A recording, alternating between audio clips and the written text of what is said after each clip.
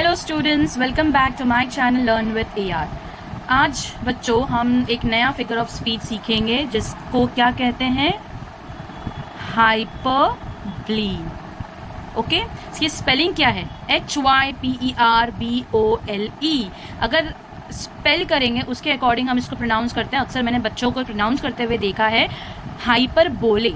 Okay, spelling याद रखने तक का तो हाइपरबोले इज ओके, आप स्पेलिंग याद रखने के लिए आसानी से इसको कह सकते हो, बट डोंट फॉरगेट इसका एक्चुअल प्रोनाउंसिएशन हाइपरबोले नहीं है, इसे हम हाइपरबली कहते हैं। ओके, अब ये हाइपरबली जो फिगर ऑफ स्पीच है इसका मीनिंग क्या है? तो इसका सिंपल मीनिंग है, इसको हम कहते हैं ओवर स्टेटमेंट। क्या कहते हैं इसको हम लोग?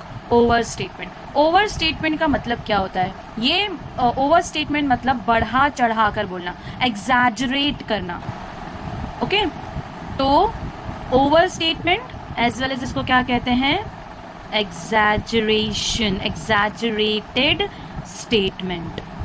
ठीक है, मतलब क्या होता है? सिंपल, फेकम फाक। ओके, जो हम अक्सर अपनी लाइफ में करते हैं, बहुत फेंकते हैं, बड़ा चढ़ाकर स्टेटमेंट देते हैं, राइट? तो उसको हम बोलेंगे हाइपरबली, राइट ना everyone? Now let's learn an example so that you can understand it more clearly. तो वेरी फर्स्ट एग्जाम्पल जो मैं यहाँ पर आपको दे रही हूँ वो एग्जाम्पल क्या है? तो मान लो इफ आई से, if I can't get a smartphone, if I can't get a smartphone I will die। मान लो कोई बच्चा अगर पेरेंट्स को कहता है कि अगर मुझे स्मार्टफोन नहीं मिला तो I will die. Of course अगर स्मार्टफोन नहीं मिला तो कोई मरने तो नहीं वाला है, लेकिन ये एक एग्जैजरेटेड स्टेटमेंट है। हम स्ट्रेस दे रहे हैं कि स्मार्टफोन मिलना हमारे लिए कितना ज़रूरी है, उसके बिना हम नहीं रह सकते, हम मर जाएंगे। तो एग्जैजरेट करके अगर आप बताते हो किसी स्टेटमेंट में तो उसको हम क्या कहेंगे?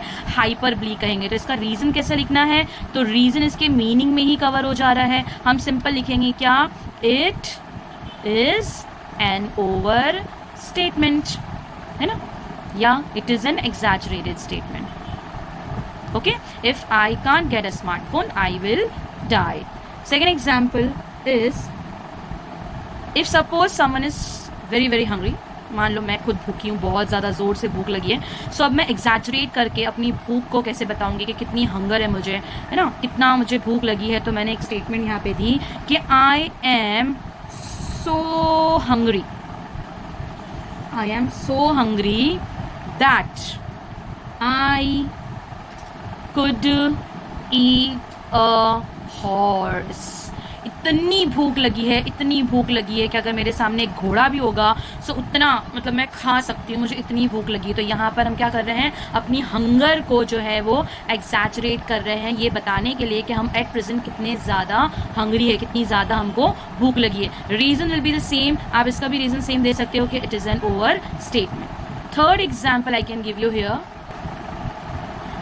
Third example is, why men? If the rivers were dry, I can fill them with tears. Okay, ज़्यादा ही हो गया, राइट? हाँ, एक्चुअली अ पर्सन एक्सैजरेट कर रहा है कि वो कितना ज़्यादा पेन में है। ओके, वो कितना ज़्यादा दर्द में है, और ये बताने के लिए वो कह रहा है कि अगर रिवर्स ड्राई हो चुकी है तो वो इतना रो रहा है, उसको इतना गम है, इतना दुखी इंसान है कि वो अपने आंसुओं से, टीयर्स से उन रिवर्स को फिल कर सकता है। इतना पेन में है, इतना दर्द में, इतना तकलीफ में है। तो ये भी एक एग्जैजरेटेड स्टेटमेंट हो गया। ऑलराइट, सबका रीज़न सेम आएगा, it is an over statement. तो ये क्या हो गया हमारा? हाइपरबली। ओके।